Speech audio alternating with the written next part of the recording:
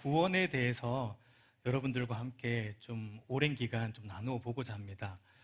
여러분, 기독교를 가리켜서 구원의 종교라고 말을 하죠. 우리 조금 앞으로 오세요. 오늘 오후 예배 때 조금 제가 오늘 첫 시간이라서 많이 쓰진 않을 텐데 그래도 이게 잘 뒤에 있으면 안 보입니다. 우리 청년들 앞으로 오세요. 네. 보고 싶으니까 좀 앞으로 오세요. 네. 왜 보고 싶은데 왜 이렇게 뒤에 앉아 있지?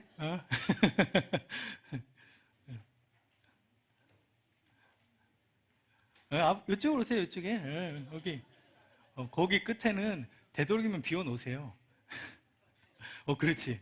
거기 좋다. 잘 보이고 좋아요. 고마워요.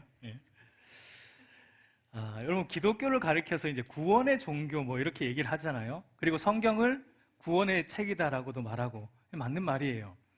우리 디모데후서 3장 15절을 우리 보면은 사도 바울도 디모데에게 뭐라고 말하냐면, 또 어려서부터 성경을 알았는데 이 성경은 능히 너로 하여금 그리스도 예수 안에 있는 믿음으로 말미암아 뭐에 이르는 지혜가 있다, 구원에 이르는 지혜가 있다라고 말합니다. 그러니까 성경은 구원에 대해서 다루고 있다라고 말하고 있어요. 여러분, 어떤 사람들은 성경을 약간 어떻게 생각하냐면 종합 백과사전 뭐 이렇게 생각하시는 분들이 더러 있습니다. 그러니까 모든 것에 대한 답을 성경에서 다 얻으려고 하는 사람들이 있어요.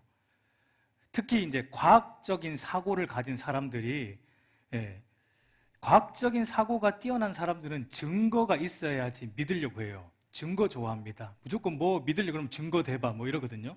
증거가 있어야지 믿어요.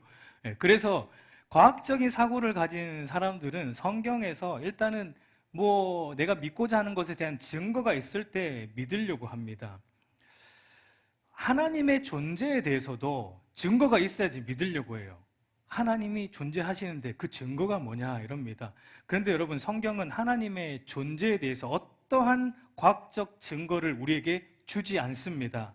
단지 성경은 하나님이 존재하신다라고 선포할 뿐이에요. 창세기 1장 1절에서 뭐라고 말합니까? 태초에 하나님이 천지를 창조하시니라. 그러니까 하나님이 태초에 존재하시고 그분이 모든 만물을 창조하셨다라고 성경은 우리에게 선포해주고 있지, 하나님이 어떻게 존재하시고 그 증거가 무엇이고 이렇게 성경이 우리에게 말하지 않고 있어요. 여러분, 이것은 하나님의 존재에 대해서 과학적으로 논의할 문제가 아니라는 겁니다. 하나님의 존재는 많은 과학자들이 하나님의 존재를 설명하려고 과학적으로 접근하지만 하나님의 존재는 과학적으로 접근할 문제가 아니라는 거예요. 성경이 선포하고 있는 것은 하나님의 존재는 믿음의 문제라는 겁니다. 이거는 증명이 돼야지 믿는 게 아니에요. 그런 사람들은 증명을 해줘도 안 믿습니다. 이거는 믿음의 문제예요. 하나님이 믿음을 주셔야지 하나님의 존재나 구원에 대해서 믿을 수 있는 겁니다. 여러분, 우리는 하나님의 존재를 사실은 증명할 수 없어요. 왜입니까?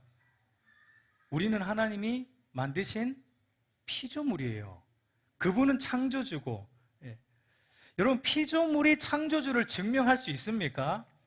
그거는 불가능한 겁니다. 과학적인 사고로 따져봐도, 이런 과학적으로도 하위에 있는 존재가 그 위에 상위에 있는 존재를 스스로 알 수 없는 게 과학적 사고예요. 그럼 뭐 상위에 있는 존재를 하위에 있는 존재가 어떻게 알 수 있습니까? 어떻게 알 수 있어요? 괜찮아요. 냅두세요. 너무 좋아요. 저는 이게 좀 이렇게 떠들어 줘야지 뭔가 이렇게 응답이 오는 것 같아요. 너무 조용하면 왠지 이게 재미없어 하는 것 같고, 대신 재밌어 해주니까 놔두세요. 그러니까 하위에 있는 존재가 상위에 있는 존재를 스스로 알 수 없습니다. 어떻게 알 수 있느냐? 상위에 있는 존재가 보여줘야지 밑에 있는 존재가 알 수 있는 거예요. 그게 과학적으로도 맞는 겁니다. 그러니까 여러분, 우리는 유한한 존재이기 때문에 무한하신 하나님을 스스로 알 수 없어요. 그리고 하나님이 만약에 다 알려줘도 문제예요. 우리는 그걸 다 받아들일 능력이 안 됩니다. 여러분 영화 중에 인디아나 존스 영화 아시죠? 예. 그 인디아나 존스 영화 시리즈 4번째 크리스탈의 해골 왕국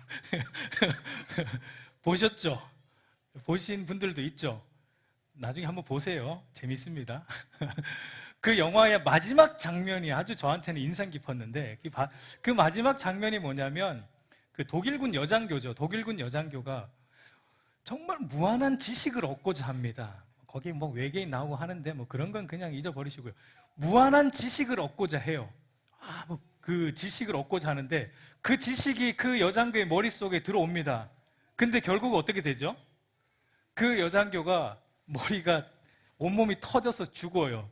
영화가 그렇게 끝이 나는데 꼭 그렇진 않지만 마치 그것과 같아요. 하나님이 당신에 대해서 전부를 우리에게 다 드러내어 주시면 여러분 우리는 사실 감당할 수 없는 거예요. 우리는 막 하나님 그렇게 알고 싶어 하는데 하나님이 감추시고 조금씩 드러내 주시는 게 사실은 은혜입니다. 여러분 출애굽기 33장에 가보면 하나님께서 영광으로 지나가실 때 모세가 죽을까 봐 어떻게 하세요? 가리세요. 당신을 보고 살 자가 없기 때문에 죄인인 인간이 거룩하신 하나님을 보고 살 수 없기 때문에 하나님의 존재를 가리세요. 그리고 살짝 등만, 그것도 하나님이 등이 있는 건 아니에요. 하나님이 영이시기 때문에 그냥 인간적인 용어로 표현을 한 거지 진짜 하나님의 등이다 뭐 이렇게 생각하면 안 됩니다. 그러니까 아주 조금 모세에게 당신의 그 영광스러움을 계시해 주신 거예요. 그러니까 그 말이 뭐냐면 우리 인간은 하나님에 대해 어느 정도 알 수 있냐면 하나님 당신께서 계시해 주신 만큼만 알 수 있다라는 겁니다. 그리고 그만큼만 아는 게 은혜입니다. 하나님이 허락하신 범위 안에서만 알면 돼요. 여러분 어디에 누군가가 하나님에 대한 신비한 지식이 있습니다 하고 한번 와보세요. 그러면 어떻게 해야 돼요? 가요 말아요? 안 가야 돼요. 거기에 뭐 신기한 거 없습니다. 조금도 없어요. 그런데 제발 쫓아가지 마십시오. 그런 유튜브도 보지 마세요. 신비한 거는 여기에 다 있어요. 우리 하나님에 대한 우리가 알아야 될 모든 건 성경에 있지 거기에 뭐 있지 않습니다. 옳지 않습니다. 그러니까 여러분 성경은 모든 것에 대한 답을 주는 백과사전이 절대 아니고 성경이라는 것은 어떤 면에서 지극히 제한적인 책입니다.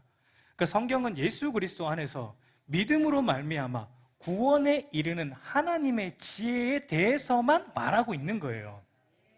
성경은 죄로 말미암아 타락한 인간을 구원하고자 하는 성부 하나님과 성자 예수님과 성령 하나님이 하시는 구원에 대한 역사적 기록. 다시 한번 할게요.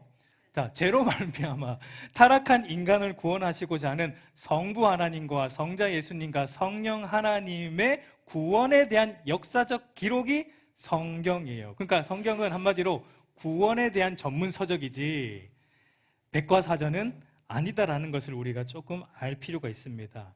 여러분 그러니까 여러분 우리가 구원이라는 것을 바르게 이해하는 것이 이 구원이라는 것을 바르게 이해하는 것이 너무 중요한 겁니다. 성경이 구원을 말하고 있기 때문에 구원에 대해서 바르게 이해 못하면 뭐도 모르고 있는 것과 같아요. 성경을 모르는 것과 같아요. 그러니까 구원을 이해하는 것은 그만큼 성경 전체를 이해하는 키이기도 해요. 그래서 오늘은 서론입니다. 이제 구원에 대해서 서론으로 우리 안에 잘못된 구원에 대한 이해들이 있는데 그 부분을 조금 다루고 그리고 구원의 궁극적인 의미가 무엇인지 거기까지만 제가 다루고 이제 자세한 것들은 이제 앞으로 구원이 얼마나 깊고 풍성한지 앞으로 놀랄 준비 되셨죠? 개봉 박두합니다. 구원이라는 게 이게 우리가 이게 벌써부터 제가 벅차서 그래요. 이 삼위 하나님 안에 있는 이 구원하심이 측량할 수가 없어요. 너무 놀라워요. 오늘은 그 서론격에서 좀 다룰 텐데요. 약간 그래서 오후 예배는 약간 교리적인 것들을 제가 다루려고요. 왜냐하면 이 교리가 우리 신앙의 뼈대와 같아요. 우리 아이들에게도 마찬가지 신앙에 든든하게 잡아주는 뼈대와 같기 때문에 기초공사입니다. 이거는 우리의 신앙의 기초 공사가 잘 돼 있어야지 그 위에 우리가 성전으로 바르게 지어져 가는 거예요.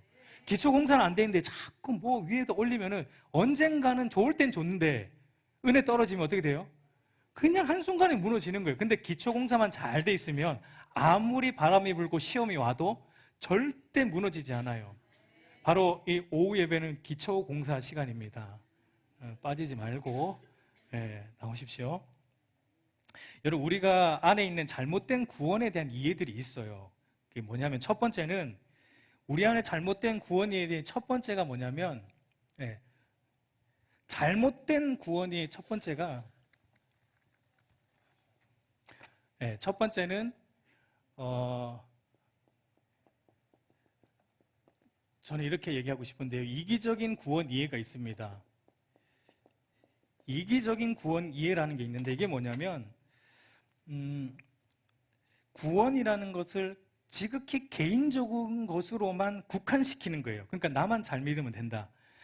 나만 구원받으면 된다는 식의 구원 이해가 있습니다. 그러니까 다른 사람들의 구원은 별로 신경을 안 쓰는 겁니다.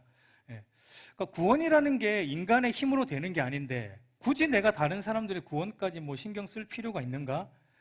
어떻게 보면 굉장히 배려하는 것 같지만 사실은 자세히 뜯어보면 이게는 배려가 아니고 사실 이기적인 모습과 같아요. 이런 사람들의 신앙생활의 모습을 보면 자기만 좋으면 그만이에요. 실질적으로 남들을 잘 배려하지 않아요.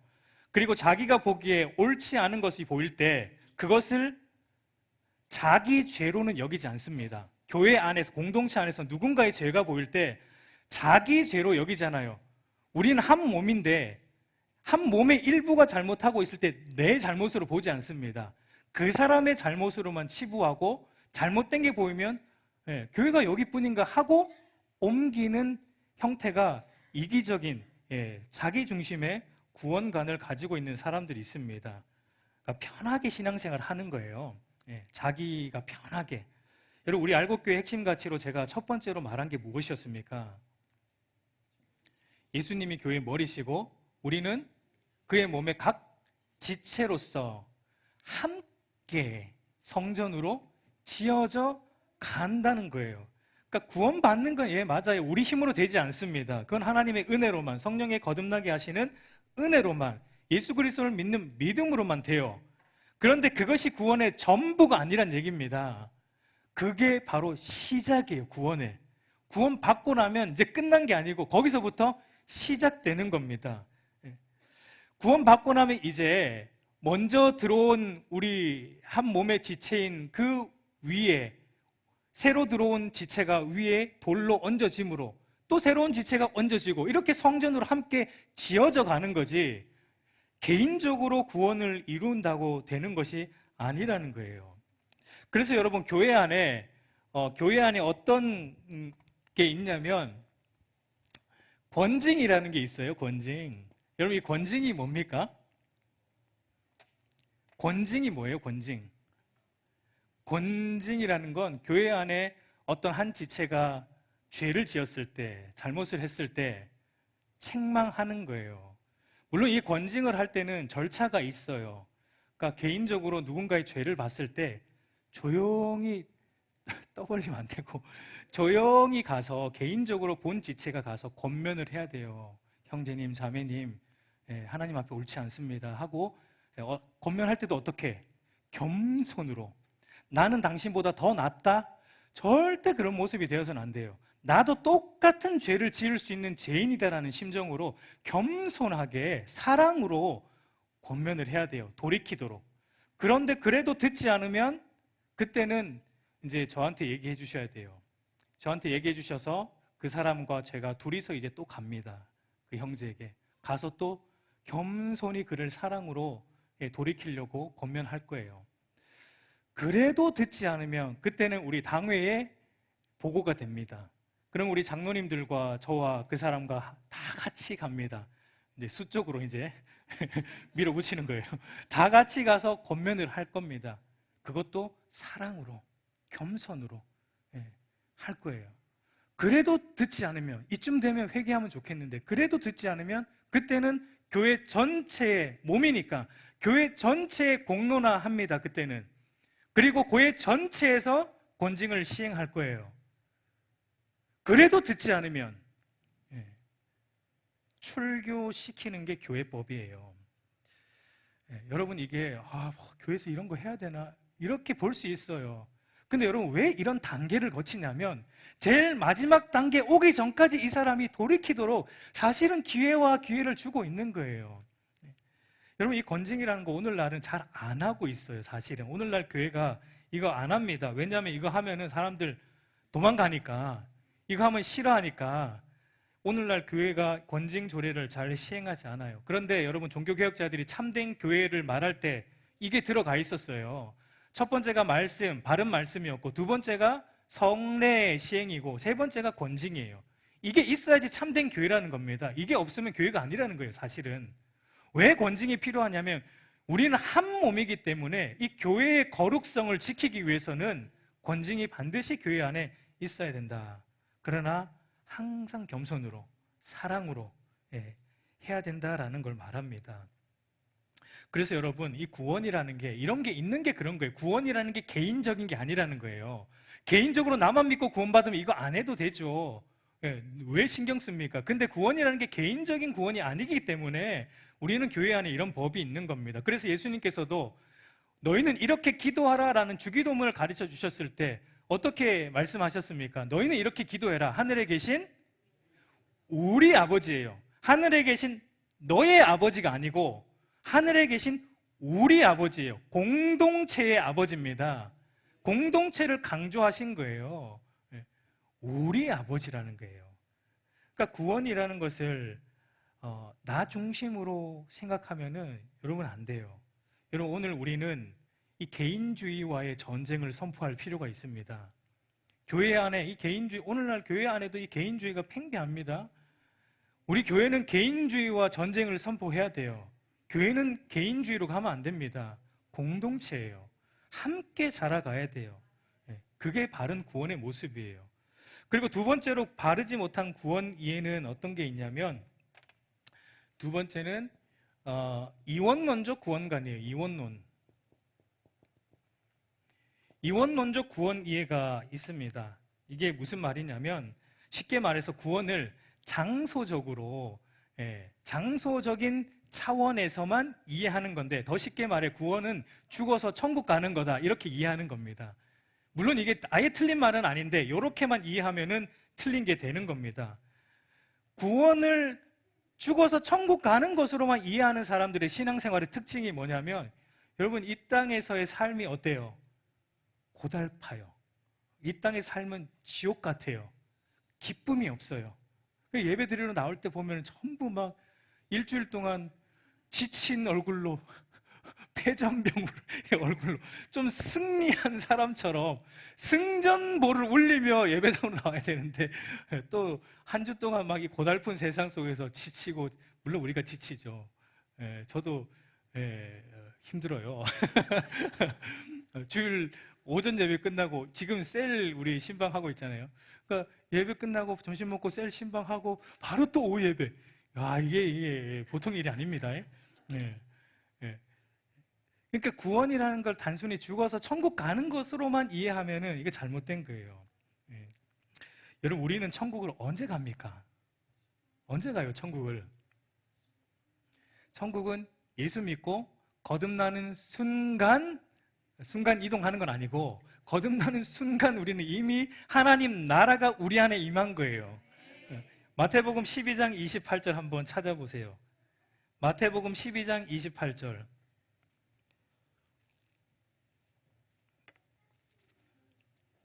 마태복음 12장 28절을 보면 이렇게 말하고 있습니다. 그러나 내가 하나님의 성령을 힘입어 귀신을 쫓아내는 것이면 하나님 나라가 이미 너희에게 임하였느니라. 하나님 나라가 이미 우리 안에 도래했다. 언제 도래했습니까? 성령을 힘입어 귀신을 쫓아내는 것이면, 이 말이 무슨 얘기냐면 우리 안에 죄가 주인 노릇하고 있었던 상태, 우리가 죄의 종으로 살아가던 상태, 그게 사탄이 우리를 지배하는 상태예요. 뭐 귀신이 쓸린다 그런 의미가 아니고, 죄의 종으로 내가 주인 되어 사는 게 사탄의 지배 아래 있는 거예요. 근데 성령 하나님의 도우심으로 거듭나게 될 때 우리 안에 주인이 바뀝니다. 내가 주인이 아니라 이제 하나님이 주인 돼요. 하나님이 왕으로 우리 마음에 좌정하세요. 하나님이 왕으로 좌정하시면 우리 마음이, 우리가 살아가는 모든 삶의 현장이 뭐가 됩니까? 하나님 나라가 돼요. 왜냐하면 하나님 나라의 왕이 하나님이기 때문에. 그분을 왕으로 모시고 사는 모든 것은 하나님 나라예요. 가정에서도 하나님이 왕이시면 하나님 나라고, 직장에서도 하나님이 나의 왕이시면 거기도 하나님 나라예요. 그러니까 장소적으로 우리가 구원을 이해하면은 자꾸 교회 오면은 하나님이 더 많이 계신 것 같고, 교회 오면 하나님이 뭐 5분 있습니까? 그분은 삼위 하나님이세요. 교회나 직장이나 가정이나 똑같습니다.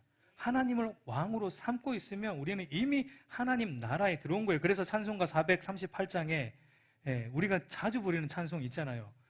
내 모든 죄 사함 받고 주 예수와 동행하니 그 어디나 하늘나라. 그 어디나 하늘나라.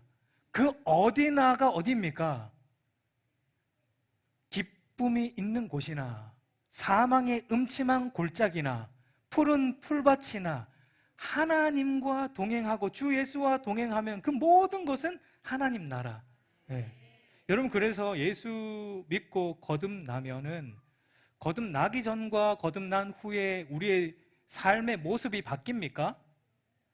안 바뀌어요. 똑같아요. 예수 믿기 전이나 예수 믿은 후나 우리가 살아가는 삶의 현장은 똑같습니다.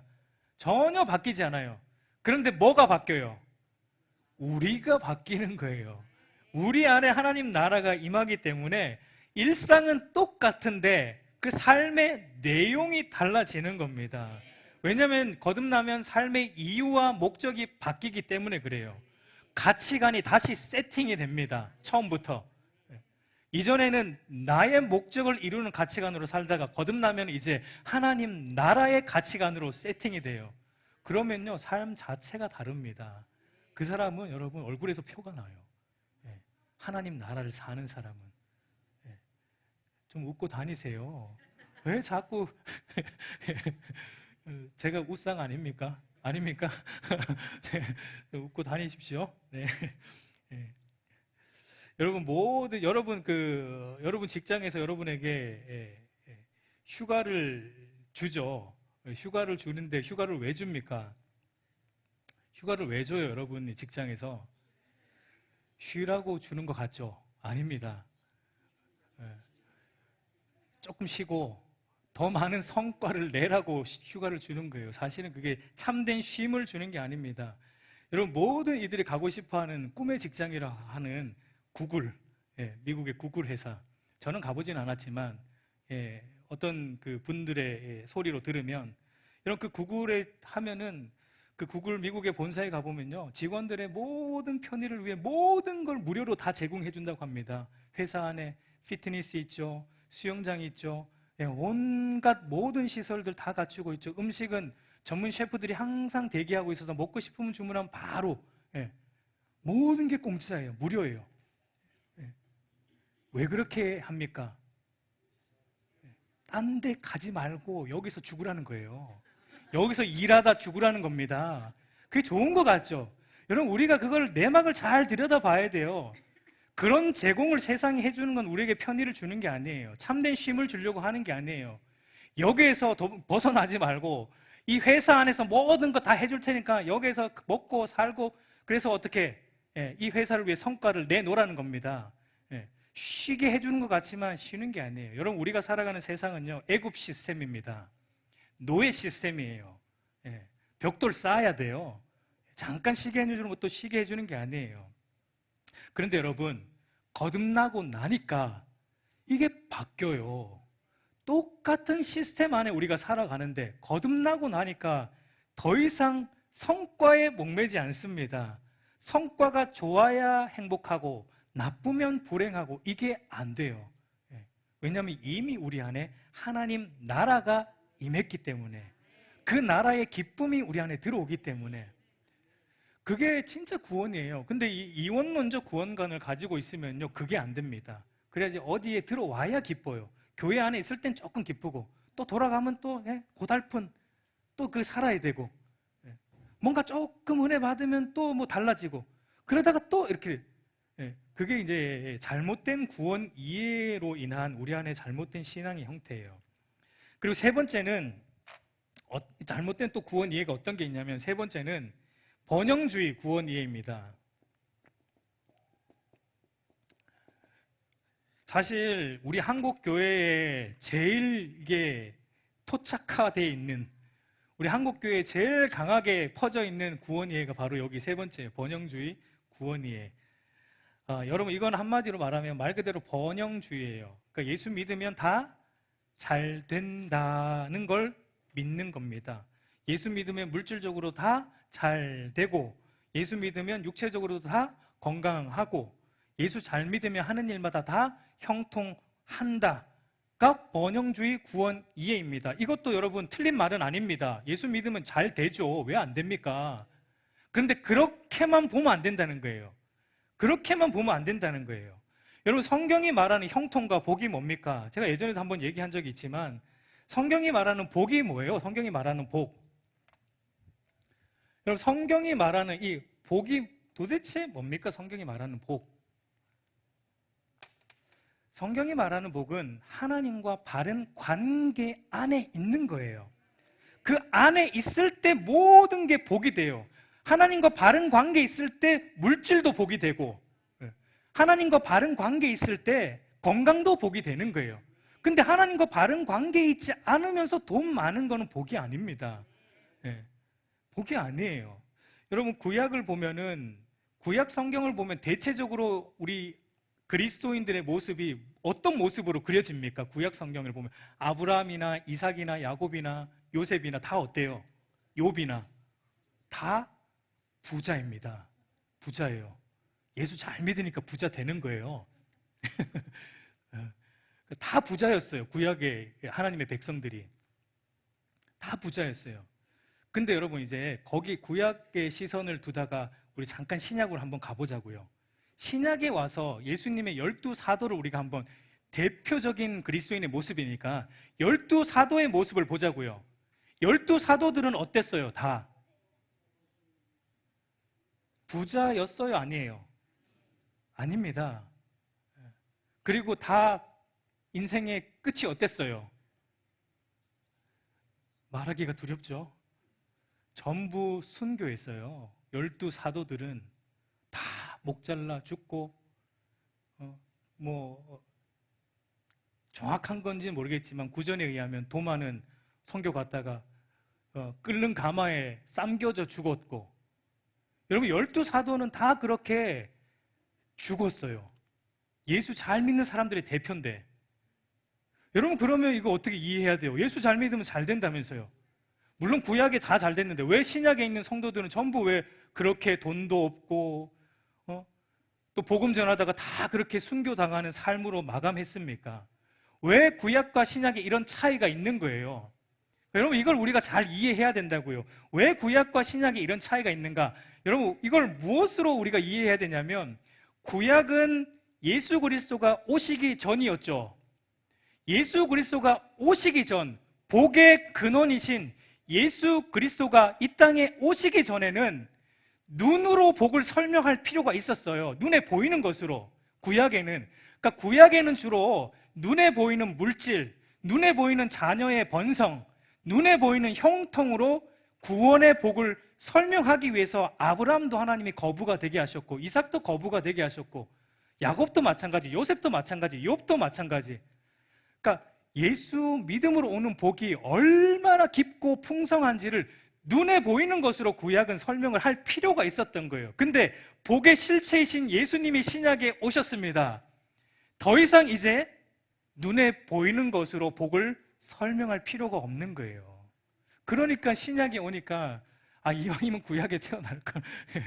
신약에 오니까 전부 예수 믿고 다 버리고 직업 다 버리고 그렇게 평생 주를 따르다가 순교하는 삶으로 마감하는 것을 12사도 예수 믿는 사람의 대표의 모습으로 신약이 그리고 있는 거예요.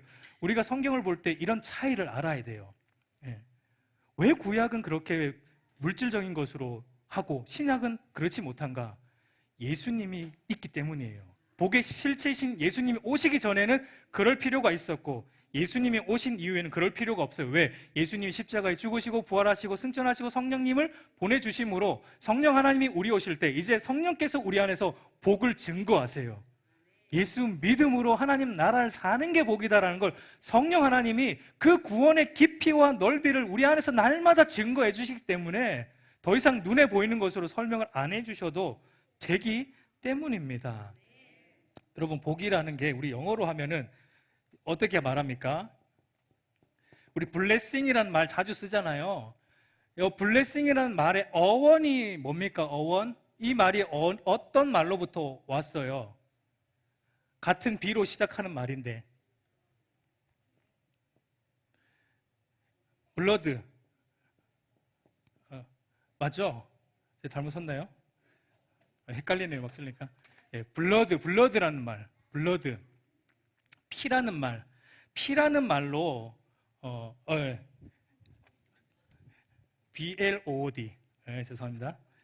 이런 거 수정을 해줘야죠. blood라는 말로부터 왔어요. 그러니까 blood라는 말에서 복이 왔어요. 그러니까 복이라는 거는 예수님의 피로부터 우리에게 온다는 거예요. 인간의 언어조차도 우리에게 복을 이렇게 설명해주고 있는 거예요. 복이라는 건 예수님의 십자가를 통해 우리에게 온다. 그래서 여러분, 우리가 찬송할 때도 복의 근원 강림하사 그 찬송 우리가 늘 부르는데 왜 우리는 그 복의 근원이신 예수님을 찬송하면서도 왜 그분을 복이라 생각하지 않고 눈에 보이는 것을 복이라고 생각하는지, 그거는 이런 번영주의 구원이 잘못된 구원 이해가 우리 안에 있기 때문에 그렇게 생각이 돼요. 그리고 마지막으로 우리 잘못된 구원 이해가 하나가 더 있는데 그게 뭐냐면 율법주의 구원 이해입니다. 율법주의 구원 이해. 여러분, 이거는 바리새인들이 가지고 있었던 구원 이해예요. 그러니까 인간의 공로, 우리의 열심, 우리의 헌신에 굉장한 비중을 두는 구원 이해입니다. 인간의 행위가 구원에 미친다라는 그런 얘기죠. 갈라디아서도 보면 바울이 갈라디아 교인들을 책망하는데 그 책망하는 이유가 보면 이거예요. 예수 믿는 믿음으로 구원 얻는다라고 말은 하면서도 동시에 또 뭐 해야 된다고? 할례를 행해야 된다는 거예요. 율법을 지켜야 된다는 거예요. 그래야지 구원 받는다라고 말합니다. 그래서 바울이 갈라디아서 1장 6절을 보면 그리스도의 은혜로 너희를 부르신 이를 이같이 속히 떠나 다른 복음을 따르는 것을 내가 이상하게 여기노라. 다른 복음이라 말했어요. 여러분, 이런 율법적인 구원 이해를 가지고 있는 사람들의 특징은 항상 자기의 구원에 대한 확신을 어디에 두냐면 지금 내가 하고 있는 열심, 종교적 열심과 헌신에 둡니다. 우리의 구원에 대한 확신은 오직 예수 그리스도의 사역에 있는데, 거기에 있는데 그것보다 자기가 지금 하고 있는 순종의 삶, 자기가 하고 있는 봉사의 삶, 지금 내가 하고 있는 헌금 생활, 지금 내가 하고 있는 예배 생활, 종교적 열심에 확신을 둬요. 이런 게 필요 없단 말이 아니에요. 차이가 무엇입니까? 바른 구원 이해를 가지고 있는 사람은 왜 말씀에 순종하고, 왜 예배하고, 왜 헌금하고, 왜 헌신하고 열심을 냅니까? 그것으로 나의 떳떳함을 드러내고자 하는 게 아니죠. 하나님 앞에 우리는 무엇을 해도 하나님 앞에 떳떳한 존재가 되지 못합니다. 그것으로 떳떳해지려고 하는 게 아니에요. 하나님이 우리를 구원해 주신 그 은혜가, 이 구원의 은혜가 너무 크기 때문에 가만 있을 수 없어서 하는 거예요. 오늘 예배에 대해서 정의할 때 예배가 우리 삼위 하나님의 그 기쁨과 영광이 우리 안에 들어올 때 그게 너무 크니까 가만 있을 수 없어서 겉으로 표출되는 게 우리의 예배듯이, 우리 신앙생활도 마찬가지입니다. 우리가 뭘 열심히 해서 하나님 앞에 하나님이 나를 더 이뻐해 주시겠지? 안 하셔도 이뻐해 주세요. 하지 말란 얘기가 아니고요. 여러분은 이미 예수 그리스도 안에서 하나님의 자녀로 불러주셨기 때문에 그걸로 충분해요. 충분하기 때문에 우리가 헌신하는 거예요. 더 하나님한테 이쁨 받아가지고 뭐 하나 더 얻어내려고 우리가 그렇게 열심을 내는 게 아니란 얘기예요. 여러분, 우리가 내는 열심은 구원의 결과로서 맺혀지는 경건의 열매이지 구원의 밑거름이 아니다라는 것입니다. 여러분, 만약에 우리가 우리의 열심에다가 우리의 구원의 확신을 두면은 여러분 확신을 가질 수 있어요, 없어요? 없습니다, 사실은. 왜냐면 우리의 열심은요 변덕스럽거든요. 좋을 땐 또 좋다가 싫을 땐 또 싫어요. 네, 감사합니다. 호응해 주셔서. 네, 네, 맞아요. 우리의 열심은요 변덕스러워요. 좋을 때는 또 열심히 하다가 또 뭐 마음에 안 들면 또 안 할래 또 그러고 어린애처럼. 네. 그러니까 우리의 종교적 열심에 구원의 확신을 두면요 열심히 할 때는 내가 막 구원 받은 것 같아.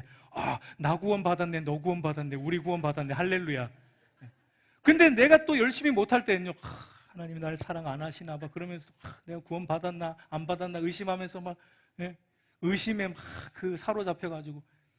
그러니까 우리의 열심에 이 구원의 확신을 두면요 여러분 신앙생활에 기쁨이 없습니다. 늘 두려워요. 하나님이 나를 어떻게 하실까?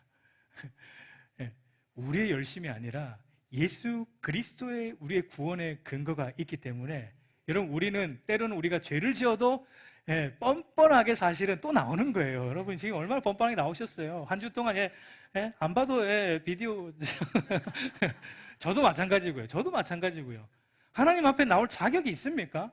그런데 또 이렇게 우리가 왜? 예수 그리스도 때문에. 예수 그리스도 때문이에요. 그래서 기쁜 거예요. 여러분 그래서 그리스도에게 구원의 확신을 두면요 신앙생활이 재미가 있습니다. 재미가 있어요. 그분이 나의 구원의 근거, 견고한 구원의 근거이기 때문에 흔들리지 않을 수 있는 거예요. 기쁨으로 신앙생활을 할 수 있습니다. 바로 이 네 가지가 대표적으로 우리 안에 있는 잘못된 구원 이해예요. 여러분 그러면 이제 바른 구원이 무엇인가? 바른 구원은 성경이 말하는 바른 구원은 뭔가? 이거는 간단하게 예수님의 이름을 보면 우리가 알 수 있다라고 생각이 돼요. 여러분 예수님이 이제 태어나실 때 천사가 마리아에게 나타나셔서 예수님의 이름을 두 가지를 말씀해 주셨잖아요. 하나가 뭡니까? 하나가 예수님의 이름을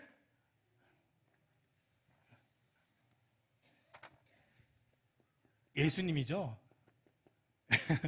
예수님의 이름이 예수죠. 예수라 하라 그러잖아요. 마태복음 1장 21절에 아들을 낳으리니 이름을 예수라 하라. 예수라는 뜻이 뭡니까? 자기 백성을 그들의 죄에서 구원하신다라는 의미가 예수예요. 그러니까 구원이라는 것은 우리가 예수님의 이름을 볼 때 바로 죄로부터 건져내는 것. 죄로부터 건져내는 것이 첫 번째 구원의 의미인데 이건 아주 소극적인 거예요. 소극적인 구원의 의미예요. 죄로부터, 그 죄의 결과인 비참함으로부터, 그리고 그 죄의 결과인 심판으로부터 우리를 건져내어 주시는 게 구원의 첫 번째 의미입니다. 그런데 왜 우리를 죄로부터 건져내고 죄의 결과인 하나님의 진노와 심판으로부터 건져내어 주십니까? 그 이유가 뭐예요? 그건 예수님의 두 번째 이름에 보면 나와 있어요. 예수님의 두 번째 이름이 뭡니까? 1장 23절에 뭐라 그러죠? 임마누엘이라 하라. 임마누엘의 뜻은 뭡니까? 하나님이 우리와 함께 계시다라는 뜻이죠. 죄로부터 건져내고 심판으로부터 건져내는 궁극적인 이유는 바로 이것 때문이에요. 하나님이 우리와 함께 하시기 위해서. 왜? 하나님은 죄인과 함께 할 수 없어요. 거룩하신 분이기 때문에. 그래서 우리를 죄로 건져내야 돼요. 그래서 하나님이 우리 안에 오셔서 우리와 영원히 함께 하고자 하시는 거예요. 그러니까 죄로 인해 깨어진, 하나님이 우리와 함께 하신다는 것은 죄로 인해 깨어진 우리 안에 하나님의 형상이 어떻게 되는 겁니까? 회복이 되어서 하나님과 바른 관계를 맺고 살아가는 그런 존재로 삼는 게 구원의 궁극적인 골이에요. 그거는 창조 목적이에요. 하나님의 창조의 목적이에요. 하나님께서 우리를 창조하신 목적대로 다시 우리를 돌려놓고자 하는 게 구원의 궁극적인 의미입니다. 그러니까 여러분 구원의 궁극적인 의미는 관계 회복에 있어요. 관계 회복.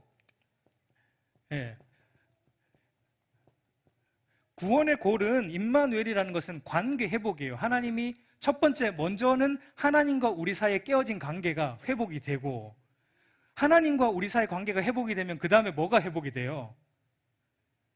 깨어진 인간관계, 옆에 있는 사람과의 관계도 회복이 돼요. 세상이 말하는 그런 회복 말고. 그리고 인간의 관계가 또 회복되면 그 다음에는 자연 만물과의 관계가 회복이 되는 겁니다.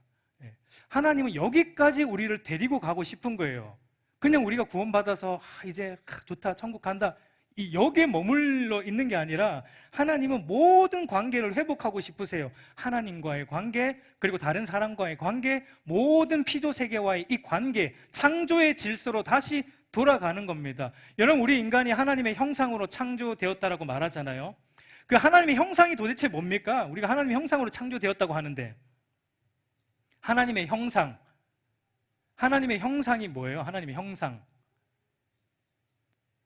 하나님의 형상, 영어로 보면 뭐 이미지라고 돼 있고, 또 likeliness라고 돼 있고, 하나님의 형상과 하나님의 모양대로. 그게 뭡니까? 하나님의 성품이고 하나님의 속성을 의미합니다. 그러니까 쉽게 말해서 하나님을 닮은 존재죠. 하나님의 속성을 반영하는 존재. 여러분, 우리가 하나님의 형상으로 창조되었다는 건 우리 안에 하나님이 두 가지를 주셨어요.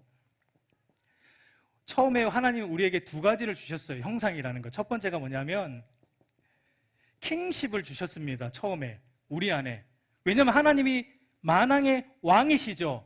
그래서 하나님의 형상으로 창조되었다는 걸 하나님의 왕대심처럼 우리로 하여금 온 우주 만물을 하나님의 관점에서, 선하심의 관점에서, 의로움의 관점에서 이 모든 세계를 의로움으로 다스리고 관리하는 하나님의 대리 통치자, 킹십을 우리에게 주신 겁니다. 그리고 하나님의 형상의 두 번째가 뭘 주셨냐면, 두 번째는 선십을 주셨어요. 그러니까 여러분, 저희 둘째 요한이 보면 누구 닮았어요? 저를 닮았죠.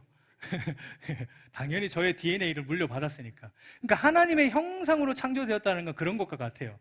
우리를 당신의 자녀로 지으셨다는 겁니다. 당신의 아들이 아버지를 닮고 아버지의 어떠함을 닮아서 드러내듯이 하나님이 우리를 당신의 형상으로 창조하셨다는 건 우리 안에 당신의 성품을 주심으로 당신의 성품을 세상 가운데 드러내는 거예요. 근데 여러분, 여기서 킹십은 정의의 관점이고 선십은 사랑의 관점이에요. 선함의 관점. 그러니까 여러분, 우리가 세상을 어떻게, 처음 창조 때 하나님이 우리에게 기대하셨던 것은 세상을 어떻게 의로움으로 다스리고, 의로움이라는 건 하나님 말씀이죠. 말씀으로 세상을 다스리고, 그리고 또 어떻게 다스리되 폭정으로 다스린 게 아니라 사랑으로, 우리가 서로 한 몸이라는 걸 알고 사랑으로 다스리는 그런 세상을 하나님이 우리에게 주셨어요. 근데 죄로 인해 여러분 이 두 가지가 깨어진 겁니다. 그래서 여러분, 이 세상에 왕이 일어나긴 하는데, 우리 옛날에 왕정시대 왕이 일어나기도 하는데, 오늘날은 뭐 대통령이 일어나기도 하는데 전부 폭정을 일삼는 거예요. 깨어져가지고. 온전한 정의의 관점으로 나라를 다스리는 사람이 없는 거예요. 그리고 사랑의 관점으로 옆에 있는 사람을 대하는 사람이 없는 거예요. 창조 질서가 완전히 무너진 겁니다. 그런데 하나님이 이거를 지금 어떻게 하고 싶으신 거예요? 다시 돌려놓고 싶어요. 그거를 지금 누구를 통해 하시냐면 구원으로 부른 성도를 통해 이 일을 하시는 거예요. 그러니까 구원이라는 것은 나 한 사람이 먼저 거듭나야 되고, 그래서 변화받아 이렇게 하나님의 형상을 회복해야 되는데 개인적인 게 아니기 때문에 나 한 사람이 변화되어 교회라는 공동체 안에 모여서 저와 여러분이 한 몸을 이룸으로 먼저 우리 알곡교회 안에서 이걸 이루어내야 돼요. 의로움과 사랑으로 서로를 대하고 다스리고, 우리 교회의 모든 행사가 하나님의 의로움으로 움직여지고, 우리 알곡교회 왕은 하나님이 되셔야 되고, 우리 알곡교회 모든 것들은 서로가 사랑으로, 서로 형제 자매로 그렇게 모든 것들이 이루어져서 여기서 하나님 나라가 이루어지고, 여기서 이루어진 하나님 나라가 이제 저와 여러분들이 처해 있는 학교와 직장으로 가서 그 나라를 구현해내야 돼요. 그게 하나님의 구원의 궁극적인 골입니다. 그저 교회에서 이렇게 예배 드리고 은혜 받고 돌아가는 게 구원의 골이 아니라고요. 하나님은 그래서 온 세상을 다시 회복하고 싶은 게 구원의 골이란 말이에요. 예. 그래서 여러분 이 땅에 교회가 각 처에 있는 겁니다. 하나님이 모든 만방의 교회를 세우시는 거예요. 물론 바르지 못한 교회들도 있겠지만 그러나 하나님 모든 만방에 우리 알곡교회와 같은 교회들을 세워두심으로 지금 이 일을 해나가고 계신 거예요. 여러분 인간의 죄로 인해 피조세계가 다 저주받았어요. 깨어졌어요. 그러면은 이 모든 우주 만물이 회복되려면 누가 바뀌어야 돼요? 누가 먼저 바뀌어야 돼요?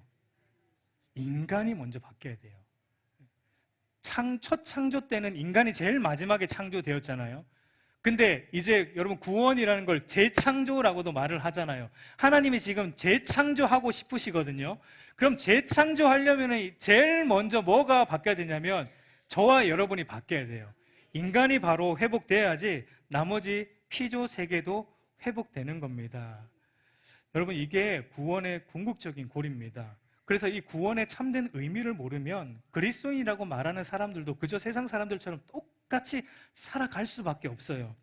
이걸 알아야지 교회에서뿐만 아니라 여러분 우리가 처해 있는 각 직장과 각 처에서 이 의미를 알 때 우리가 하나님의 형상으로 지음받은 자의 모습이 뭔지를 알고 그곳에서 킹십을 가지고 왕 같은 제사장으로 선십을 가지고 하나님의 자녀처럼 그렇게 모든 곳에서 우리가 영향력을 끼치며 살아갈 수 있는 겁니다.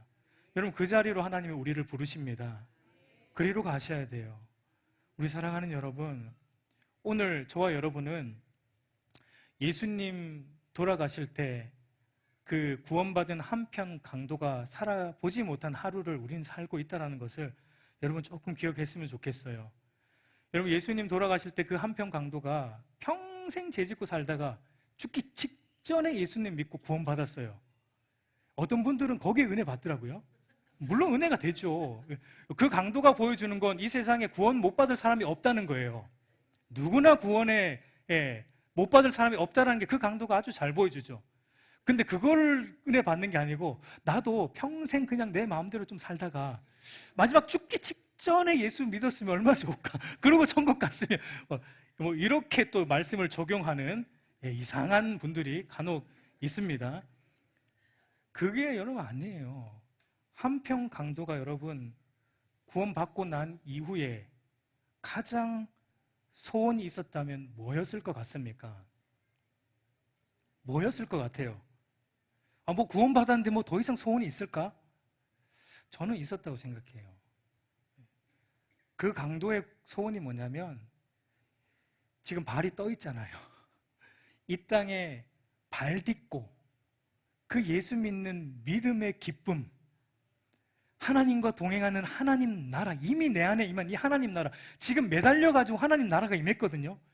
그게 너무 깊은 거예요. 이거 구원받고 보니까 이게 너무 커요. 그러니까 한 번이라도, 단 하루만이라도 이 땅에 내려와서 내 삶의 자리에서 그 하나님 나라 한번 살아보는 게 그 강도의 소원이었을 겁니다. 근데 그 강도는 그걸 살지 못하고 바로 천국 갔어요. 십자가 상에서 믿고 천국 갔어요.